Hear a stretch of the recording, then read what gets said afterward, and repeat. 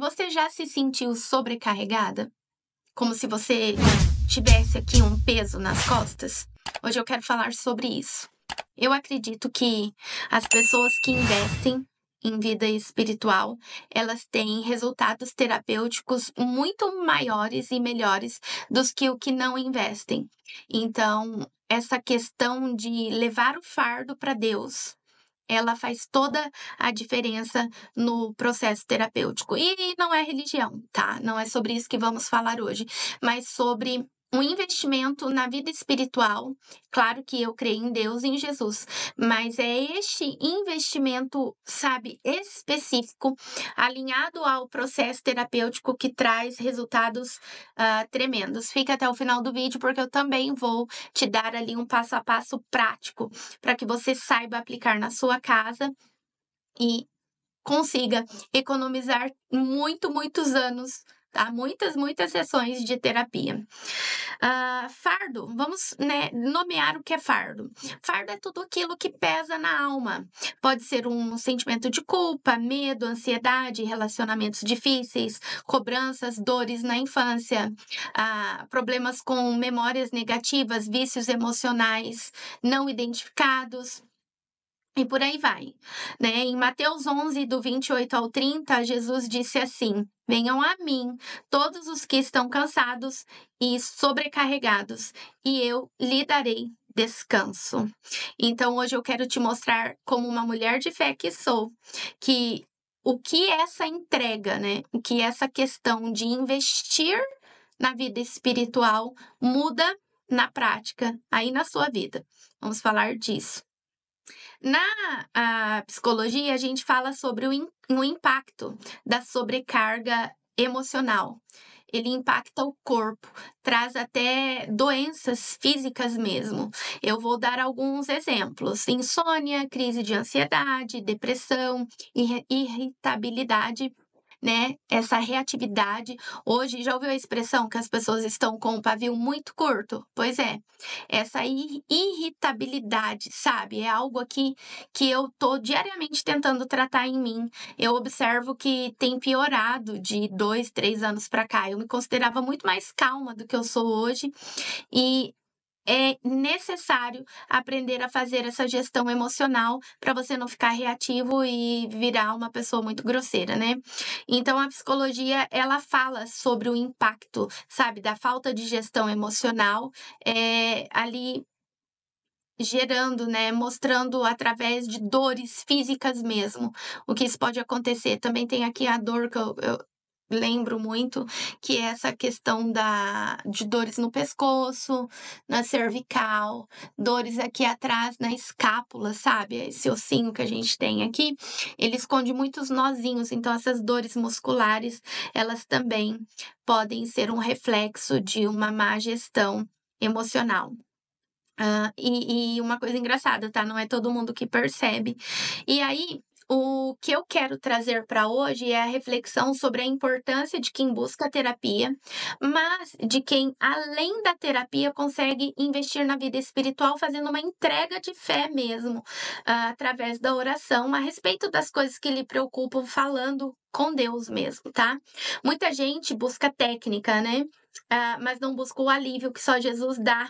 E eu vejo todos os dias, de forma palpável, tá? De forma materializada na minha frente, a diferença de quem consegue fazer os dois. Então, a pessoa se beneficia do processo terapêutico, do conhecimento que a ciência nos dá, mas ela investe na sua relação com Deus, que é maior que ela e tem o controle absoluto sobre todas as coisas. A fé, ela é parte do cuidado emocional. A fé é parte do cuidado emocional. E claro que, como psicólogo, né, psicóloga, não devemos, não podemos, né, falar sobre isso tão abertamente. Mas como mentora, né, como mentor, eu posso falar, porque eu vejo que pessoas que conseguem fazer os dois melhoram drasticamente, muito mais rápido. Então vamos lá. Quando você ora e diz, observe isso: Senhor, isso é maior que eu. Cuida disso por mim. O seu corpo respira e a sua mente aquieta. E o seu coração, ele encontra descanso, porque agora ele começa a voltar, né, as suas emoções, né, a sua atenção, o seu racional mesmo, ele volta a atenção para alguém que é muito maior que ele. Então, se você quiser escrever essa frase aí, eu sugiro que escreva: Senhor, isso é maior do que eu. Cuida disso por mim. É suficiente. Em outra, né, numa outra questão aí religiosa, de repente, numa outra prática religiosa, as pessoas talvez chamariam essa simples oração de meditação guiada ou de palavra positiva, né, um pensamento positivo, mas esta é uma oração verdadeira. Então, especialmente se você está ali com uma questão urgente, você essa simples frase, ela já traz alívio, porque agora você consegue tirar, né, o seu foco da dor e centrar, né, voltar a sua atenção para Deus, que é maior que você, que é detentor de todo o controle, do controle absoluto sobre tudo e todos. Então, um exemplo é o exemplo de Ana. Lembra lá a mãe de Samuel? Tá em 1 Samuel 1:1. Depois eu deixo as referências aqui embaixo.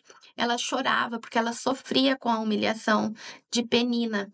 E ela sentia, né, sobre si o peso da esterilidade. Ela não podia ter filhos. Então ela ora e entrega toda aquela dor, todo aquele fardo, todo aquele peso para Deus através da oração. E a parte interessante, a parte assim que me chama a atenção na Bíblia, é que depois que ela ora, a Bíblia diz assim: ela se levantou, comeu, e o seu semblante já não era triste, ou seja, ela, sabe, descarregou tudo que ela precisava ali diante de Deus e se levantou, foi comer, né? Provavelmente lavou o rosto e já se mostrava com uma outra postura, né? Agora. Então, eu tenho essa vivência e eu quero deixar esta informação registrada aqui no vídeo, porque eu quero que muitas pessoas que às vezes não conseguem pagar terapia aprendam a se beneficiar, sabe? Deste passo a passo mesmo que eu vou entregar no vídeo, mas desse ato de oração, né? Do privilégio que é a oração bem feita. Só que nós às vezes, olhamos para a oração apenas como um ato litúrgico, um ato religioso, um ato simbólico. E é muito mais do que isso, porque é um ato de fé que gera milagres, mas também que traz uma cura terapêutica, uma cura emocional para você. Ainda mais se você ouve, né, pessoas que nem no meu caso, mais de 20 anos na área da psicologia, fazendo pesquisa a respeito do comportamento humano. Se você ouve uma pessoa, sabe, dizer com clareza, com certeza, de que a oração é benéfica, e você começa a olhar agora para a oração, não apenas como um ato espiritual, uma simbologia, algo simbólico, mas como uma ferramenta prática e útil e que pode ser usada por você diariamente e é acessível, porque você não precisa pagar para orar, né? Você pode orar aqui na sua mente e o meu método, ele não é assim tão mental. Eu gosto de escrever. E aqui rapidamente dando o meu exemplo. Então, por muito tempo eu tive algumas dificuldades, alguns desafios, e eu não conseguia, eu estava assim, pesada mesmo, sabe? O meu emocional estava all over the place, né? Todo bagunçado. Então eu não conseguia organizar as palavras na minha mente para orar. E eu não tinha muitas forças também, para te falar a verdade, porque eu estava tão desgastada, todo dia era um problema diferente. E aí eu entendi que se eu escrevesse, ficava melhor organizado, ficava mais fácil e depois eu podia voltar lá para o que eu tinha escrito e ver que eu tinha superado, resolvido, o que eu tinha conseguido resolver, o que não. Mas quando eu voltava, eu já não sentia mais a dor que eu senti quando eu estava escrevendo o que eu escrevia. Então essa é uma técnica, tá? É a técnica que eu uso, é a técnica que eu ensino, nas sessões e a melhor técnica que eu vejo as pessoas que se beneficiam da terapia usando como iniciação ali para esse investimento espiritual. Quando a sua vida espiritual ela está desalinhada, fica difícil você se ajoelhar, orar. Então você vai pegar uma caneta e começar a escrever e endereçar a sua escrita para Deus, como melhor amigo, mentor ou terapeuta ou pai, né? Você pode fazer isso da forma que você se sentir mais confortável, a forma que você vai se direcionar a ele. E isso é um remédio, gente. Nós precisamos. Eu tenho como missão para os próximos anos da minha vida, inclusive, eh, propagar esta verdade, sabe? Eu quero que as pessoas entendam que a oração através da escrita a oração de qualquer modo, mas através da escrita, ela é muito, muito terapêutica. É realmente uma ferramenta. Então, talvez você esteja aí se perguntando: "Mas como que eu entrego esse fardo na prática, né, escrevendo?". E aí eu tenho um passo a passo aqui para falar para você que aplicar aí na sua casa. E esse passo a passo, ele une fé e cuidado emocional. Então, o primeiro passo, você vai reconhecer o peso do que está te incomodando. Você precisa olhar para dentro e aprender a nomear a sua dor. Porque às vezes nós estamos com raiva, estamos fragilizados, estamos com medo, inseguros, ansiosos, angustiados, machucados, e as nossas emoções elas estão todas bagunçadas.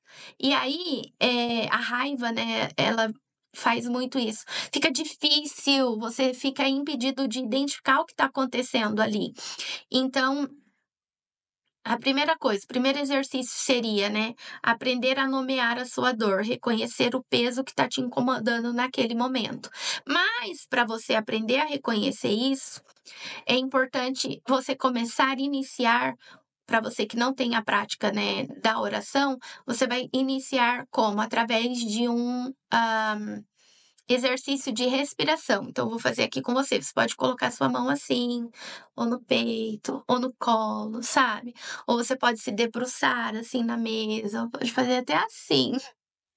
Assim, eu não acho que não, sabe? Porque comprime aqui, né, essa região do abdômen. É importante que ele fique bem leve, bem suave. Então, você pode colocar. Eu gosto de pôr as minhas mãos juntas, assim.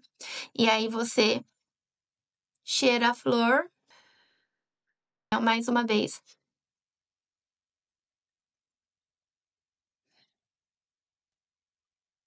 Faz aí enquanto me escuta. Vamos fazer essa vez junto, se você não fez.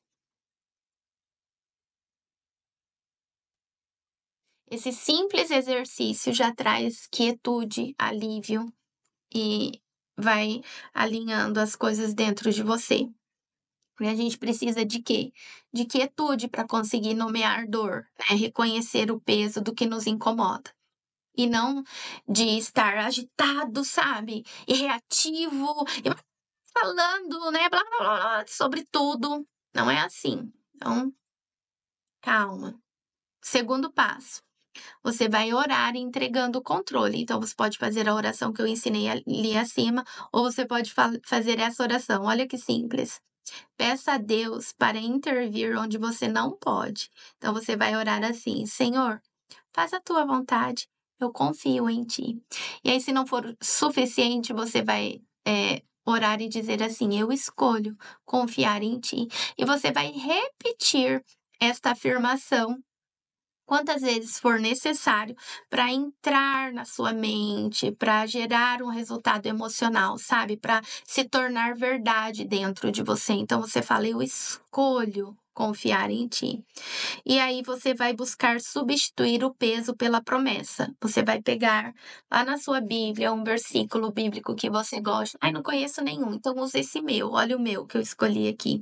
Salmo 55, 22. Ele diz assim: lança o teu cuidado sobre o Senhor e Ele te sustentará. Então eu penso que se eu tenho um Deus que é maior que eu, que é grande, onisciente, onipresente, onipotente, e Ele tem o controle absoluto sobre todas as coisas, se eu coloco agora a minha preocupação sobre Ele e Ele me sustenta, por que que eu não vou fazer isso? Não é mesmo? Então é isso que eu vou fazer. E eu busco, sabe, orar assim, ministrar isso sobre mim.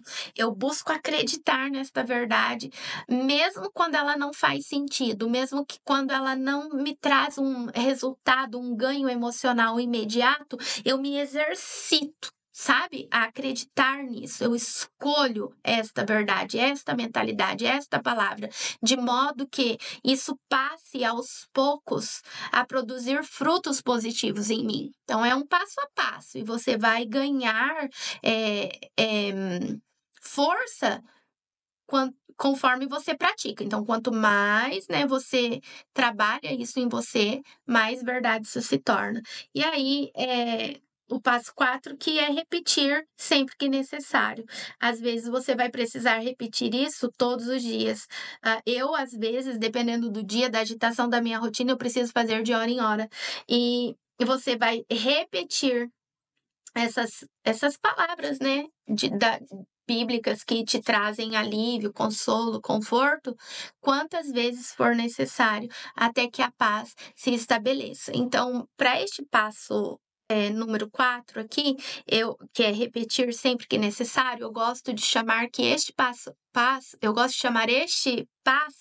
como uma ministração pessoal. Então, eu auto-ministro sobre mim. Eu falo para minha alma, quieta-te, alma dentro de mim. Eu ministro sobre mim. Eu aceito, eu recebo, eu creio e eu tenho a paz que excede todo entendimento, porque esse também é um versículo bíblico que eu gosto muito. E eu vou fazendo este processo terapêutico com Deus, sabe? Colocando ele ali como centro da sessão terapêutica. E eu começo a sentir que eu não preciso segurar as pontas sozinha mais. E que existe este lugar de descanso para minha alma quando eu me disponho. E este passo a passo, embora seja simples, traz inúmeras, assim, muitas diferenças, assim, gritantes, traz muitos benefícios para as pessoas que alinham a terapia à oração, né? A oração à terapia, eu gosto de dizer, porque a oração deve vir em primeiro lugar. E aí, nós temos ah, que entender que o processo terapêutico, ele entra, né, a terapia entra quando você não consegue organizar aqui na razão. Porque nós temos pessoas que investem muito na vida espiritual, muito mesmo, mas no aspecto racional, elas estão presas ao imaginário. E elas não têm os resultados que gostariam, porque elas não conseguem ter clareza nos passos que precisam dar. E por isso que eu gosto de sugerir, né, que a prática da oração alinhada à terapia com um bom terapeuta, que no caso aqui, eu sou, ah, assim, essencial, é um divisor de águas. Eu sempre tive um mentor, eu gosto muito de mentoria, de sessão de mentoria. Porque a sessão de mentoria é onde agora o mentor também dá ali, ele sugere, ele dá exemplos práticos da vida dele, né, como ele passou por isso e venceu e tudo mais. E o psicólogo, ele não dá exemplo da própria vida, ele usa termos mais técnicos, mas é excelente também, maravilhoso, eu faço terapia e eu gosto muito. Mas é essa prática, alinhando aí terapia com investimento espiritual, que te trará maiores resultados. Se você gostou desse conteúdo, se inscreve, compartilha, dá um joinha para que o YouTube entenda que esta é uma mensagem positiva e compartilhe com mais pessoas. E você também deve ter aí amigos que vão se beneficiar desta mensagem, então compartilhe o vídeo também.